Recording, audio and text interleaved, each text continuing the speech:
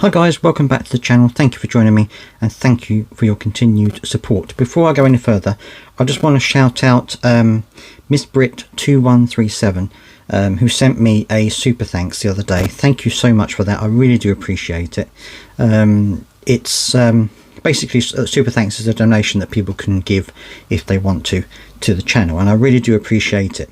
It's not the sort of thing that I encourage on the channel because I don't feel that doing this is for money. It's not for that. I do get a little bit of money from the advertising on the channel, but I don't feel it's right to get any other kind of income from the people that watch the videos, because they're often vulnerable people and they're often people who are on low incomes.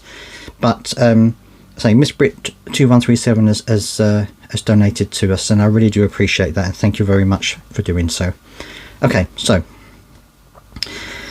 I don't often come on here to have a rant, and I'm not really going to rant, but I do need to make sure that I think that this is understood, because one of the reasons I started this channel is because there's so much out there that puts people who are disabled, who are long-term sick, who are ill in various different reasons, puts them in a bad light and tries to tar everyone with the same brush, and I don't believe that that's right. So this is why when I saw this article I thought I've got to do a video on it, because I know that a lot of people who watch this channel will understand this, but there may be people who watch this channel that have never dealt with the DWP, never had to claim benefits, and will only believe what this article tells them, and they won't understand what actually happens. So that's why I'm making this video. So let's take a look at the article. Right, so this is in the Telegraph, so you can understand what the narrative is here. Sickness benefits worth more than minimum wage jobs. Claimants could earn £3,000 more per year than minimum wage workers, according to new analysis by the CSJ. Sickness benefits worth £3,000 a year or more than a minimum wage job, according to new analysis of Britain's worklessness crisis. An investigation found low-paid workers are now trying to get themselves signed off with ill health in order to boost their income. The Centre for Social Justice think tank found people on the top level of sickness benefits now earn an average of £23,900 a year, while those on the minimum wage take home just £20,650 after tax. It comes after the government accused of dodging tough decisions that could stem the huge rise in the number of Britons claiming incapacity handouts when ministers set out plans to tackle the crisis last week. The findings add to fears that the welfare system has become too generous, would you believe, and is encouraging people to choose a life on handouts over work. A government spokesman said that ministers had inherited a spiralling benefits bill from the Tories and pledged to bring it down. A number of Britons who have signed off with long-term ill health has ballooned by 650,000 since the pandemic. We've heard that before. More than 1 in 5 working-age people are now classified as economically inactive, meaning they are neither in work nor looking for a job. Ed Davies, Policy Director at the CSJ, said the government's efforts to stem the tide were underwhelming and more robust action is needed. Thousands of people with health conditions are desperate for the financial, social and health benefits of work, but the system is broken. Britain is sick, but being sick pays. Radical change is needed right now. And it talks about an investigation led by Fraser Nelson, and I've been told that he's a bit of a anti-disability person anyway, so this doesn't surprise me. But one window cleaner told him that moving into sickness benefits would double their income. I'll be able to see my mates, socialise more, think about even getting through my driving licence because I don't drive, the man told Mr. Nelson, and taking the kids out more. I'm only doing things by what would improve my situation. One claimant said that they wanted to train as a plasterer, but could not take the risk of losing their sickness payments in case the move did not work out. They told Mr. Nelson, I want to get a job and be independent like other people. I would rather be successful than other people, going to work, getting up in the morning, coming back home with friends and family.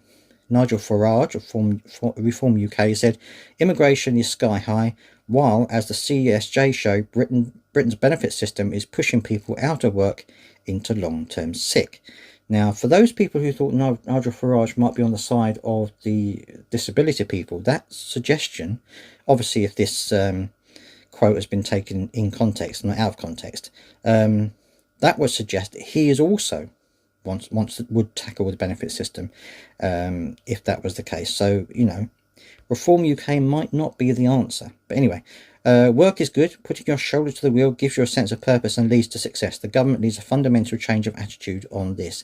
And that's, again, what Nigel Farage just said. So, you know, you might think that he's the better of the other two parties, but, you know, perhaps he isn't. Perhaps he's also going to be, not that I don't think he would get into the government, because I don't think they're ready, but if they did, maybe they would also be looking at this situation. However, from my point of view, this is completely skewing the issue here, because this implies that people who go on benefits because they don't want to work, when actually it's completely the other way around. Most of the people, I would say, well, they say there's only 1% that's actually dodging work, and you know, the vast majority of people don't claim benefits because they just don't want to work. They claim benefits because they can't work. And if they didn't have benefits, they wouldn't eat. They wouldn't be able to heat their homes. They wouldn't be able to do things like go to hospital visits or go to doctor's visits.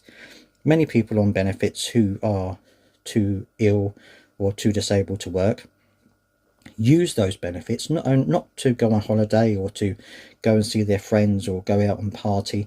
They use it to pay for a gardener because they can't get out into the garden. They pay someone to clean the house because they can't clean the house. Or they'll pay someone to take them to doctor's appointments because they can't drive. You know, this is the thing that really gets me, is the fact that they are, you know, articles like this are telling people who have never dealt with the DWP that people on benefits are just doing it because they get paid more than a minimum wage job. No, that's not the case.